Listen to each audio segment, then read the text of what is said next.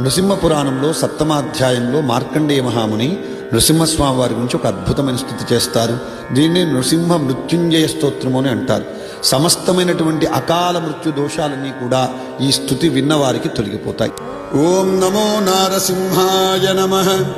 మార్కండేయ ఉవాచ నారాయణం సహస్రాక్షం పద్మనాభం పురాతనం ప్రణతోస్మి హృషీకేశం కిం మే మృత్యుః కరిష్యతి.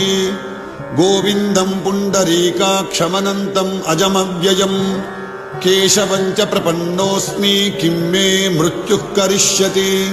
వాసుదేవం జగద్యోనిం భానువర్ణమతీంద్రియం దామోదరం ప్రపన్నోస్మి కిం మే మృత్యుః కరిష్యతి.